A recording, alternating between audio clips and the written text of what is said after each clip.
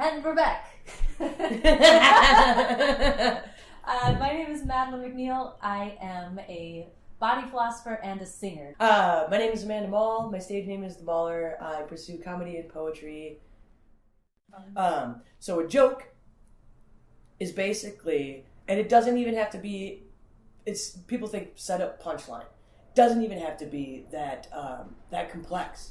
It can be a fortunate stumble on the stage. Do you know what I mean? It doesn't have to have that kind of third grader Laffy Taffy, what do you call 2 ants in the refrigerator? And I can't come up with something for that right now, of course, because I made it too hard. But a joke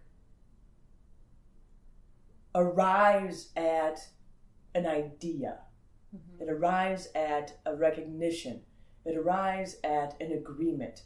We have to agree with, we have to have a yes. We have to agree about what information has been given to us, what sensory information has been given us in order to laugh.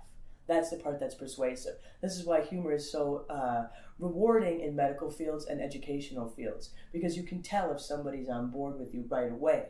You don't have to do any other kind of assessment. If they get your joke when you're joking about whatever literature you're teaching, then they understand the literature in the way that you wanted them to understand.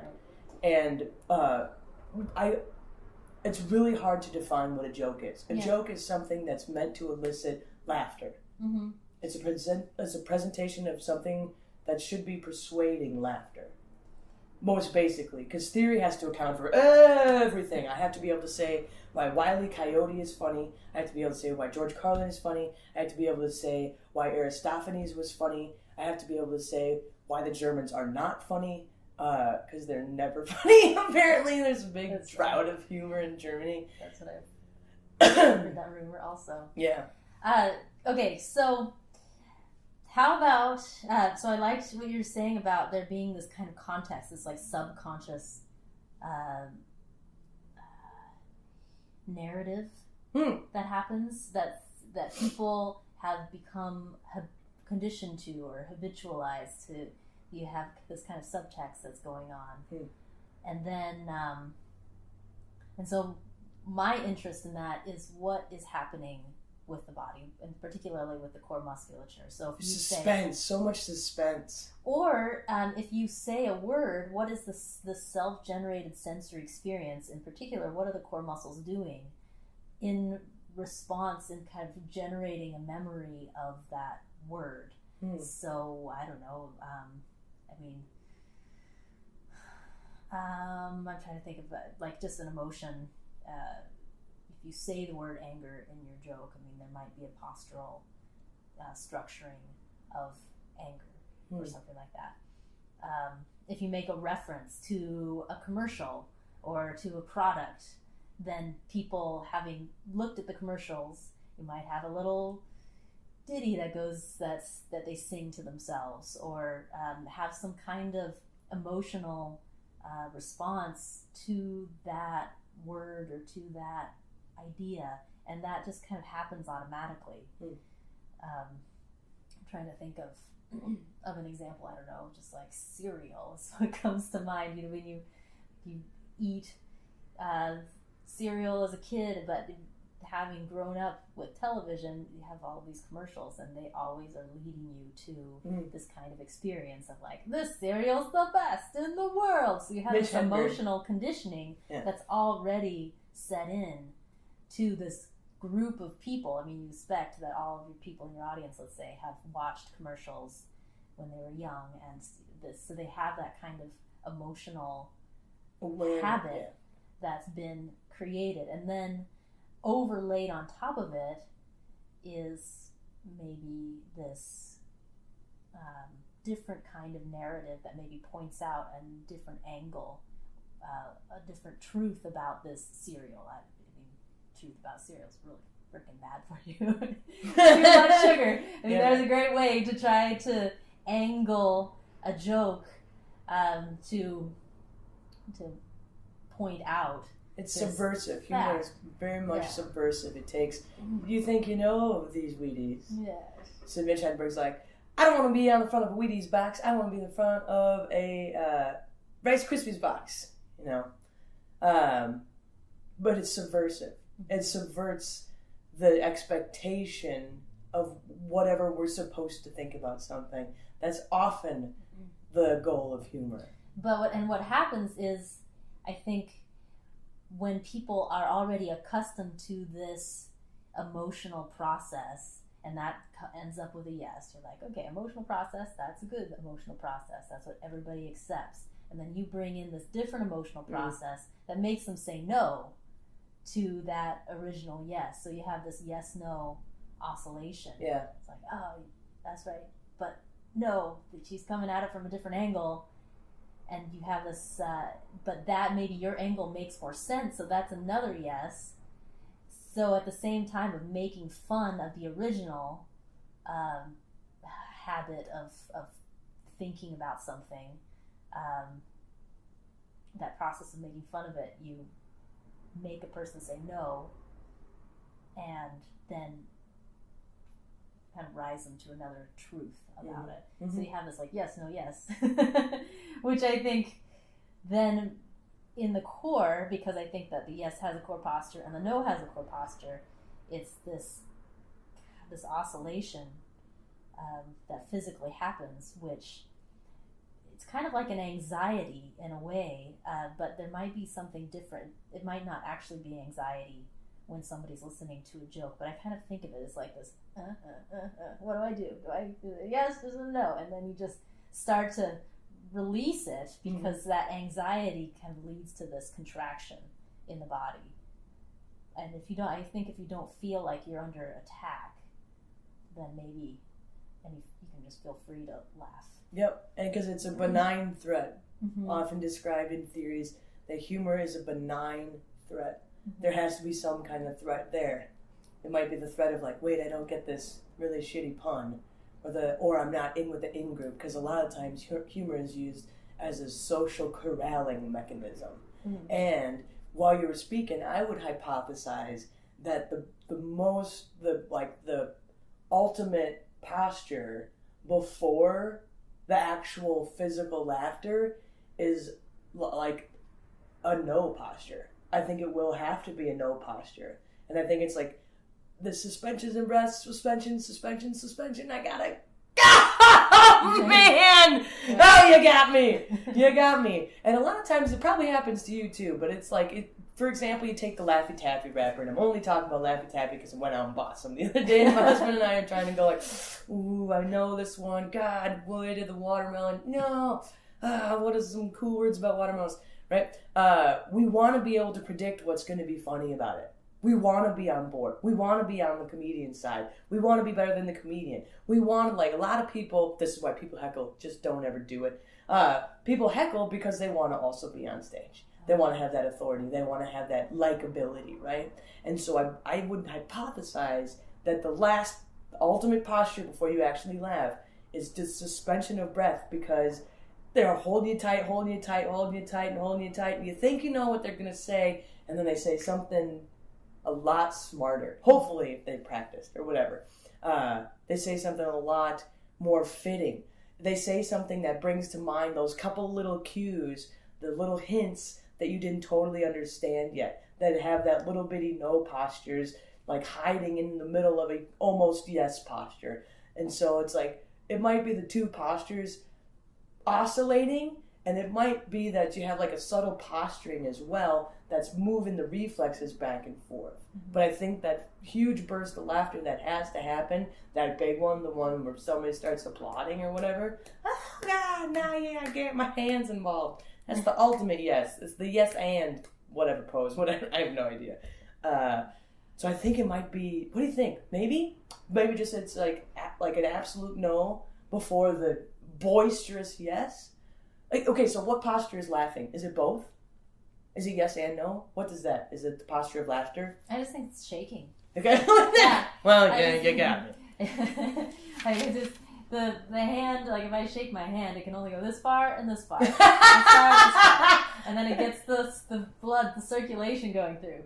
And I think that the laughing, it's dependent on the shapes of the core muscles. I mean, the diaphragm, for example, is parachute-shaped muscle. It goes down, it goes up, down and up. Okay. So if it shakes, it's going to go only this far and this far, but it goes really fast. And the belly here, it goes out and in and out and in. So it's so hilarious. Yeah. So yeah, I think of it as just it's a shake of the core muscles within the parameters of their movement. So maybe you got to shake off all the oscillations.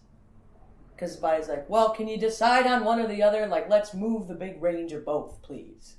I just think it feels good. It's just well, yeah. a way, I mean, it's just a way to get, like, if I shake my hand because it's been sitting in one place for too long and maybe starts to cramp up, because this happens with anything. If the body is at rest for too long, it wants to move. It starts to accumulate tension. It actually starts to contract, and then the biochemistry, but somehow there's this restlessness that begins to bloom out of that tension, and just start. Okay, I gotta move now. Gotta get that tension out, because if you're tense, then you lose the range of motion, and then you can't move, and then you can't go to the refrigerator and get yourself some food or something. That's where we're obviously going. So here's a kind of sideline question: what's going on with kiddos? Because kiddos are like, oh man, oh man, oh man, whoa, man, whoa. Kids just do like, hi, hey, no reason whatsoever.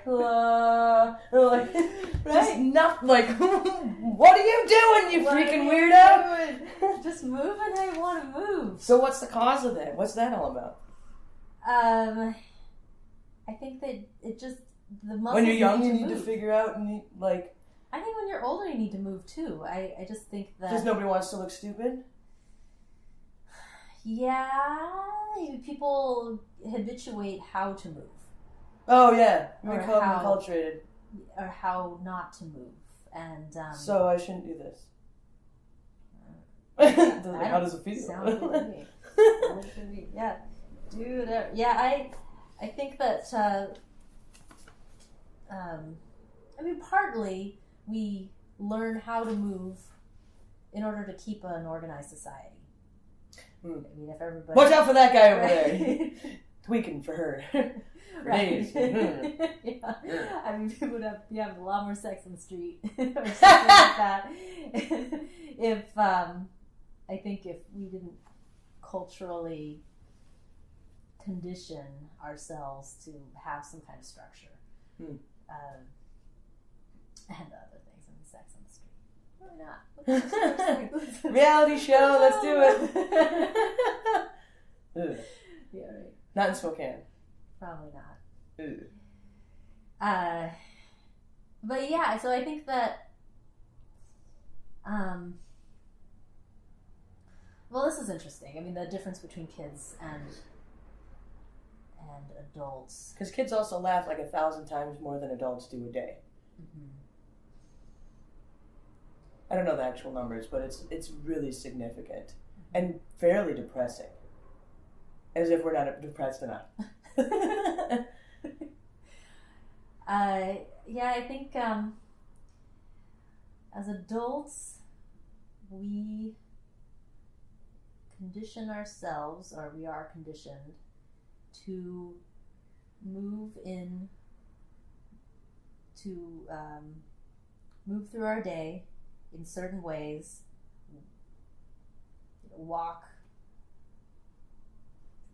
get in the car, drive the car, you're in this position. Then you get out and you walk to your work, and then you have these kinds of conversations with people. Yeah, it's just this kind of conditioning of how we're supposed to move. And when you venture outside of that conditioning, there is an anxiety, and the anxiety, I think, is caused by so what happens is, at this conditioning there's a yes pose at the end of whenever a person accomplishes a task. I'm walking to work in this way, and everybody else is walking to work in this way, and we're sharing this walking to work experience. That's, so you're just in this kind of peace of mind of what you're supposed to be doing all the time. And then if you venture outside of that, like all these people are walking to work, and I'm just going to flail my arms and do a little booty shake as I walk. People kind of look, and you lose that shared experience.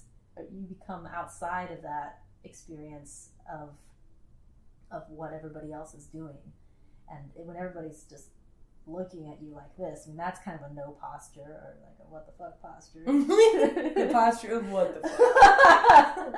And I suppose if you're in a big group of people and everybody's looking at you that way, that sub-posturing all of those people's postures could be really overwhelming. Oh, they're looking at me that way, and they're looking at me that way, and they're looking at me there, and they're looking at me that way, and you're like, oh my god, like I suck at Jenny. I need to be tiny. I need to be tiny now. Can I be invisible? No. Yeah, and so I think that desire to not feel that way keeps people moving in that unexpected ways. I mean, the problem is what happens when these people are moving in these expected ways, and these expected ways are actually really unhealthy, or they're not giving people what they need. People are laughing. They need to laugh. They need to shake. And so it takes maybe that one person to come outside of it and be courageous, I think, and start to persuade gently. In this case, I think it's kind of a gentle persuasion at first, unless it gets so bad, people are so suppressed and angry that they're just waiting for something. Yeah, that needs a readiness. That requires a readiness. To, like, I need just an example, and then I'm going to break out of the house and throw off. And, like, ISIS is after this gal doing these, like, freedom for women, shaking my ass, yeah. She's, like, a hit list woman, and she's just, like, and a lot of women are just like, fuck yeah, man. Thank you for doing that, because, like, they're going to come kill you. And I get to have, 3 hairbreadths of freaking freedom for a second. Yeah. I forget her name. But she's rock star, Rock star. Yeah. Yeah, it is interesting. As I was talking, I realized that the best way to keep people in line is to keep them comfortable enough so that they don't reach that point of that readiness. You keep them comfortable enough, and there's ways to do that. Ways to give people pleasure, whether it's like this consumer culture that we live in, just buy if you get want. Get a Fitbit to tell you how much you're moving. I hate them. Fake tan? No, Fitbit. Oh. The wristwatch that tells you took 20 steps today, way to go. You can't even you have to. Yeah, that's true. Yeah, these little acknowledging things, like, to give you a yes experience. Little yes experiences. How are you not? Are we not capable, really? I'm not saying I'm supposed to count all my steps, but I know when I've worked hard. Yeah. Yeah, it's interesting that relationship that our culture has with... We're making it more like computers. We're trying to do everything about the body in the mind. And, like, put little computers on ourselves that are little minds to dissuade us from bodies. I think that's why I hate it. Yeah, I think that's that, and also to act as an authority that acknowledges us. Yeah. This acknowledges us. It needs batteries. This acknowledges us. That's why I like the idea of the yes pose, a self-generating yes pose in the self, and understanding what it is as a body movement. Because, first of all, it becomes a matter of training the yes pose into yourself. And then with that training of knowing what muscles are moving, then comes this attention to the care of the core musculature so that it can move into the yes pose.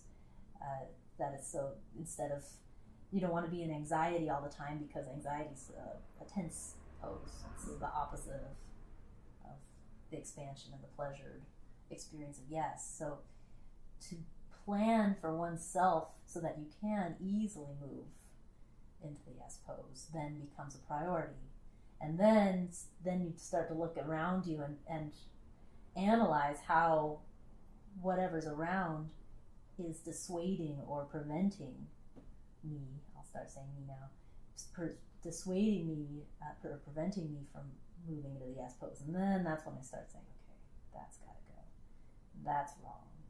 That's, So, and then it becomes more of an activist thing as far as looking outside. But when I come back to it, when with the idea of a yes pose at the center of my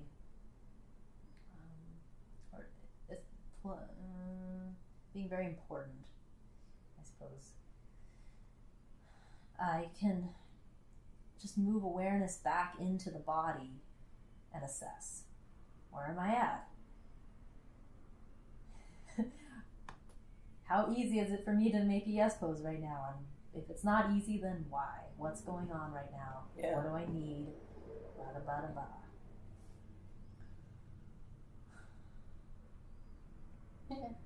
Right on. Well,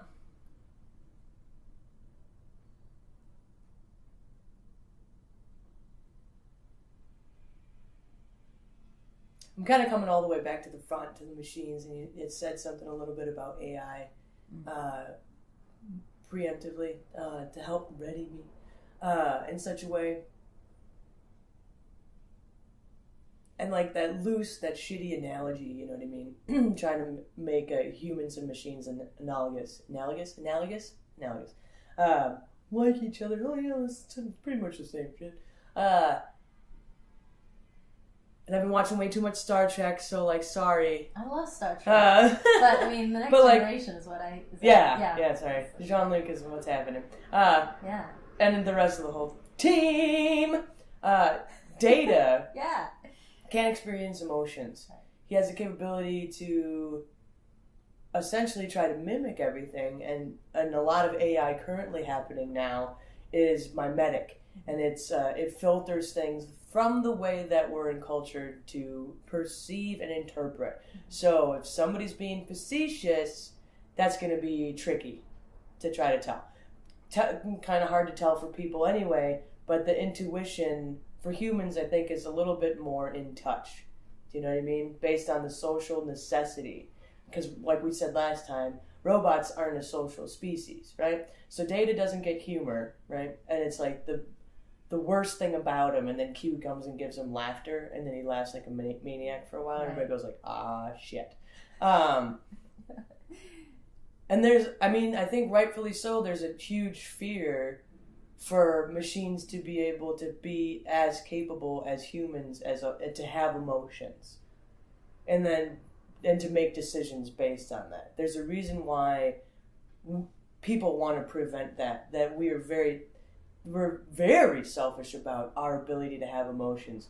We are so selfish about it that we, for a long time in the history of our culture, have denied the fact that animals can experience any kind of emotion or have any kind of intelligence. Mm-hmm. And we earned it, we're the greatest. And some of that's kind of like God gave it to me sort of stuff. Mm-hmm.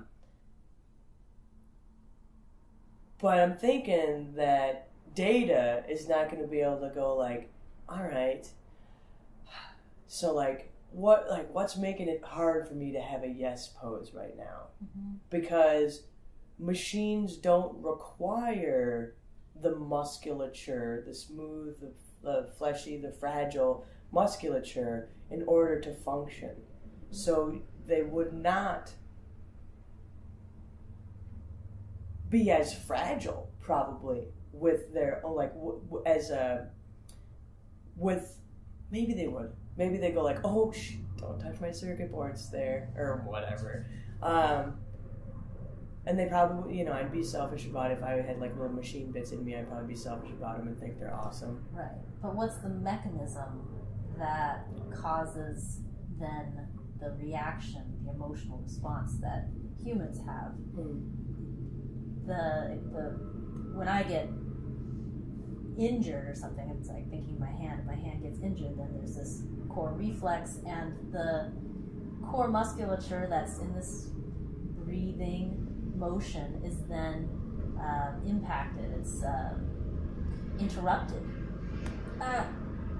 And by suspending the movement, no longer breathing, and you can't survive without breathing for very long. And right. So it becomes this very personal, injurious event where if the core muscles stop for too long, then you don't breathe, and then not too long, you'll breathe.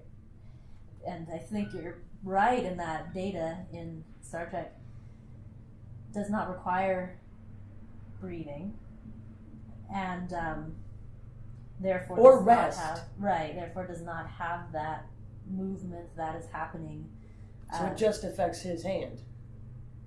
Yeah, I mean, I think there would be some kind of diagnostic, like a car, like the check engine light goes on. Wish they'd tell you what the hell to check. All of it. Just check all of it. You can't give me a clue. Right. But as humans, we have these mechanisms so that this becomes a personal experience that is experienced all the way head to pelvis through the core. Totally, because you have to remember not to do that shit again. And your body has to remember as much as your memories do. Because our memories are totally fucked. Our memories are jacked. Like, we all have memories. We're sitting together in a room. I remember the conversation last week. Don't you remember it? And then we're going to remember it differently. And then after, like, I don't know, a couple of years, we'll be like, were we in Space Coffee? Where were we again? Well, how many trains went by? 90. 90 trains went by.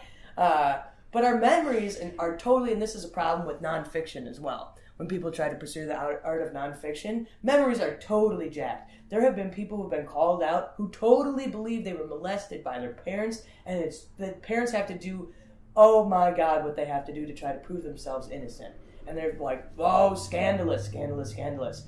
And it's the infallibility of memory. And so your body has to, like you said, and I think our muscles store emotions as well. You know what I mean? They have to be able, maybe not store. I think, yes, I'm going to go ahead and say store, because they have to be able to go, it's this one today, and I'm pissed. I think that when I think of storing emotions, I think of a couple things. I think of, I super interrupted you, I'm sorry. No, it's good. There's just a couple things, because people talk about storing emotions or memories in the body, and I have a couple ideas of how that works. So cool. The first is, so if I have an injury to the hand or something, and then there's this core reflex response, then and then I'm viewing what actually gave injury to the hand, the dog, and so now I have this visual memory of a dog. I have this felt memory of this. I have this felt memory of the core musculature reacting. Maybe I have some remembrance of what was sound, maybe the dog was barking, and so all of that sensory, all of those sensory events then become a memory. And so let's say if I then come upon the same dog or a different dog and they bark, that might trigger the postural response, that reflexive response, and it might trigger the memory of the other dog or that past event, and so it just triggers this process of activity, of self-generated sensory activity. And so when I think of storage, I think there is memory that is again, hypothesizing that there is a kind of storage that's happening, but I think that it triggers, perhaps the difference is that it triggers these self-generated sensory experiences. It triggers, so if I have this memory of something that happened, the eyes are now engaged in generating a visual. The ears are engaged with the brain generating a sound that happened in the past. The core musculature is engaged generating this stress response. Does that make sense? I think that we've talked a little bit before on my hypothesis of what mind is. I think of it as self-generated sensory experience, and what I mean by that is that when I'm experiencing, so before I get into that, so if I am looking at something, my eyes are gathering sensory information. The structures in the eyes are moving, changing according to that sensory information that I'm gathering. It begins a dialogue with the brain, and that just continues back and forth as there's this interpretation of this information. If I take that sensory stimulation away, close my eyes or whatever, the idea is that the eyes and the brain continue this dialogue in imagination, because the eyes need to continue to move to structure, to be active in order to maintain themselves. If the eyes just stop working, then they just start to atrophy. They need to continue to work. So if I atrophied eyeballs. What you meant atrophied eyeballs? Atrophied eyeballs, yeah. That's the funniest. Just deflate them. Yeah, so I imagine like if I was going to be in a dark room where I couldn't see anything, the eyes not getting any kind of stimulation you just start imagining things, and then the rods and cones or whatever structures it is would actually structure into these positions so that you might visualize. So as you're visualizing an apple or some kind of object, the eye structures are actually structuring. Side note, did you know that pirates do the eye patch on purpose? So that they can have, like, I'm on the ship's deck. Oh, I'm on, like, below deck. That's the whole reason for it. Mm-hmm. Pirates in the eye patch. So that they can fight below deck, and they just flip up the eye patch, and then this eye has been in the darkness for so long that it can better perceive in the darkness. Oh, interesting. Yar, matey. Oh, fun joke! What's a pirate's favorite letter? R. You think so, but it be the C, matey. I love that joke. Oh my god. Okay, so atrophied eyeballs. Yeah, so this is my... Coming back to the mind sensory experience. We gotta come back, we gotta come back to it now. In imagination, so the idea is that when there's a memory that has been formed from an experience, and when I encounter another experience that reminds me of that previous experience, it triggers self-generating sensory experience, which includes visualization with the eyeballs engaged, and maybe I'm self-generating some previous memories of sound, but the ears are actually kind of structuring into that sound, and then in the same way the core muscles are physically moving into this posture that was previously engaged during that event. The body putting itself into readiness for the same thing to happen. Yeah. Self-generating its own sensory experience, and I really like that definition, because for me, it's the idea that the mind, which I don't even think of as the mind, I think of body generating its own sensory experience, and that serves a purpose so that we can plan for ourselves. So if there's a situation that might be potentially dangerous, I can self-generate potentially what might happen if I put myself into the situation further. I self-generate it, it becomes a very real experience in that the eyes are in this dialogue, and there's visualization happening, and then there's this core postural activity happening. So you move through that imagination experience, and then based on that very real experience, like, okay, that leads to a no pose. I might die. I mean, death is the ultimate no. Stopping. You ain't kidding. Yeah, right. My breath stops at the end of this imagination experience. I don't like that, so I'm not going to go into that dark room or that forest or that bridge. Yeah. That's what I think the process of mind is for.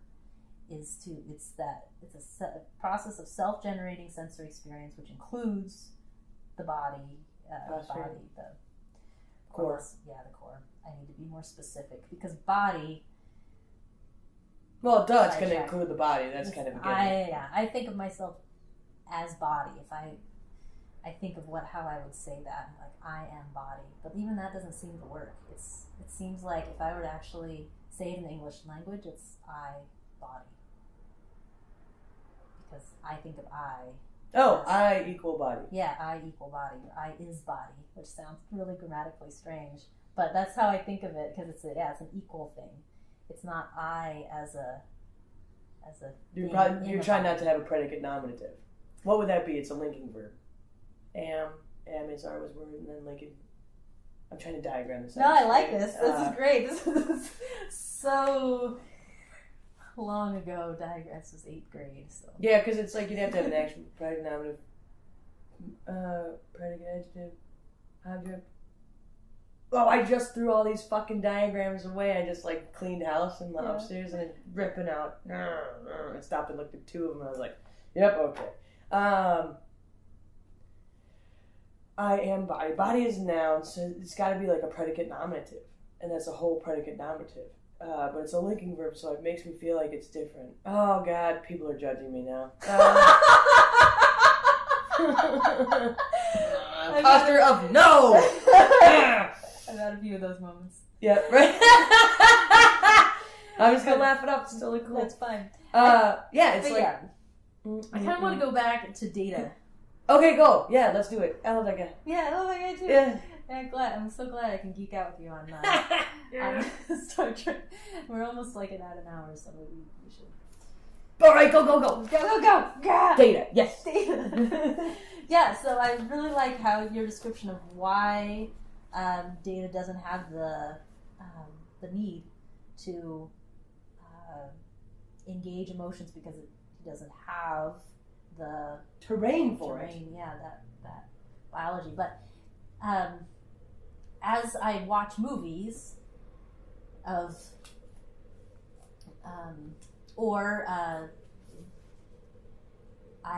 as I become more familiar with what like robotics companies are doing to try to create AI. It's super intimidating, and I'm not totally clear on this. So concession. Yeah. Yeah. They're not they're not including the core musculature. There's if there's a movie, it's a lot of this. Yeah, it's all face. It's it's a face posture, but it's not a core posture, and that conception, it makes it so clear how we think by looking at these creations, these AI creations, because it's obvious that people assume that there's some kind of and then it's just the face. Where I would argue that it's a full core posture with reflex mechanisms that influence the facial muscles to contract and all that stuff. And this is when you're really emphasizing whatever it is. Yeah. Well, these muscles are very small and they're very complex and able to be seen. And this is also where the sound comes out and a lot of that stuff. So, if I'm having an experience in the abdominals here, the guts contracting, oh my God, and it then sends these reflexes, and this is the most observable to another person. I really want to start walking around and staring at people's tummies. not socially acceptable, but I'm ready to start a movement, man. Looking at the time. Yeah, I think, so I actually am very interested in AI and have my own conceptualization of how to create it. But it would be as close to being like us as possible. I mean, we'd have to engineer mortality, have to engineer the growth process and the needs for that fibrous terrain of the musculature. Have to engineer it to need to move, to need to have nutrition, some kind of breath mechanism. I mean, whether the artificial fibers need oxygen or something. You have to engineer all of that, and so I imagine at the end it would be like looking at like a beautiful painting that seems to communicate back like a truth of our own existence, our own vulnerability, our own emotional range. Yeah, I'm glad you said that, because I was like really curious to see what you think the purpose of AI would be. You know, it's like to somebody, you know, it might seem contradictory for a body philosopher to be like, "Oh, let's create some robots, man." Yeah, it's an artistic adventure, but I guess when I say artistic, it endeavors to communicate about what we are, who we are.